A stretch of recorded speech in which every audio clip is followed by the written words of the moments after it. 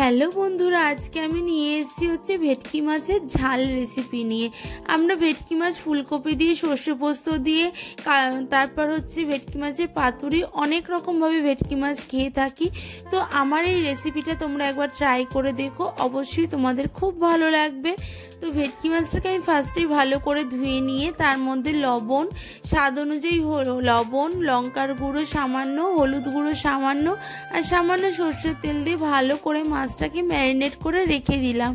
তারপর দিয়ে দিলাম কড়াইয়ে আমি সাদা তেল দিয়ে আমি মাছগুলোকে ভালো করে ফ্রাই করে নেব, এক এক করে, যাতে মাছগুলো ভেঙে না যায়। আর মাছগুলো ভীষণই টাটকা ছিল, তাই জন্য এইভাবে রান্না করা তো মাছটা খুব টেস্ট হয়েছিল।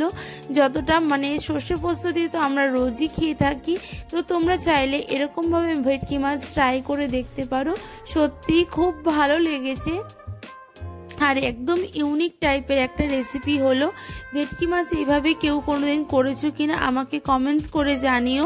আমার তো বেসিক্যালি ভেটকি মাছ খুব একটা প্রিয় নয়, তো আমারও খুব ভালো লেগেছে। মাছ তো আমার ভাজা হয়ে গেছে, তো মাছে তো আমি বিশেষ কিছু মশলা অ্যাড করব না। আমি একটা গোটা পেঁয়াজ ভালো করে কুচি করে মিহি করে কেটে নিয়েছিলাম। তার আগে আমি পাতলা পাতলা করে দুটো আলু কেটে নিয়েছিলাম।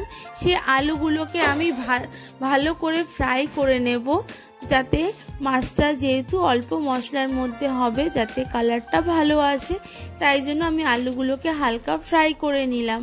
হালকা ফ্রাই করে আলুগুলোকে তুলে নিলাম। এর মধ্যে কিন্তু আমি আর কোনো তেল অ্যাড করব না, আমি এই অল্প তেলেই আজকে ভেটকি মাছটা রান্না করব। তো যে পেঁয়াজগুলো বলেছিলাম আগে মিহি করে কেটে নিয়েছিলাম, সেই পেঁয়াজগুলোকে আমি দিয়ে দিলাম। ভালো করে পেঁয়াজগুলোকে এবার ভাজা ভাজা করে নেব। পেঁয়াজগুলো ভাজা ভাজা হয়ে গেলে আমি কেটে রাখা হচ্ছে টমেটো কুচিগুলোকে দিয়ে দেব, আর দিয়ে দেবো হচ্ছে কাঁচা লঙ্কা চেরা। তো ভালো করে টমেটো, পেঁয়াজ আর কাঁচা লঙ্কাটাকে ভালো করে মিশিয়ে নেব, যাতে কোনো রকম কাঁচা গন্ধ না ছাড়ে। ভালো করে মিশিয়ে নেওয়ার পরে তারপরে আমি বাকি মশলাগুলো অ্যাড করব।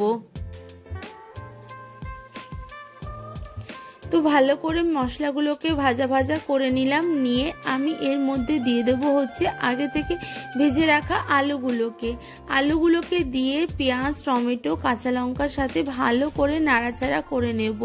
নিয়ে আস্তে আস্তে একটু নিচে লাগছিল, তো আমি এর মধ্যে কিছু গুঁড়ো মশলা অ্যাড করব। তার জন্য আমি সামান্য একটু জল অ্যাড করে দিলাম, যাতে নিচে না লেগে যায়। এরপর রেগুলার যে মশলাগুলো আমরা ব্যবহার করি, যেমন 1 চামচ পরিমাণে আমি জিরে গুঁড়ো, 1 চামচ পরিমাণে ধনের গুঁড়ো, সামান্য লঙ্কার গুঁড়ো, আর দিয়ে দিয়েছিলাম হচ্ছে পরিমাণ মতন লবণ, আর দিয়েছিলাম পরিমাণ মতন হলুদ গুঁড়ো। ব্যাস, এই তো মশলা, আর কোনো মশলা আমি অ্যাড করিনি। মাছটা কিন্তু খেতে সত্যি খুব সুস্বাদু হয়েছিল, আর বিশেষ করে মাছটা ভীষণই ফ্রেশ ছিল বলে খেতে এতটা টেস্ট হয়েছিল। তো তোমরা চাইলে প্লিজ একবার বানিয়ে দেখো বাড়িতে ট্রাই করে, সত্যিই খুব ভালো লাগবে। রোজ রোজ রিচ রান্না খাওয়ার পরে মনে হয় একটু হালকা পাতলা রান্না খেতে কার না ভালো লাগে বলো। আর এখন শীতকাল, রান্না শেষে একটু ধনেপাতা দিয়ে দিলে তো ব্যাস, আর কিছুই লাগে না।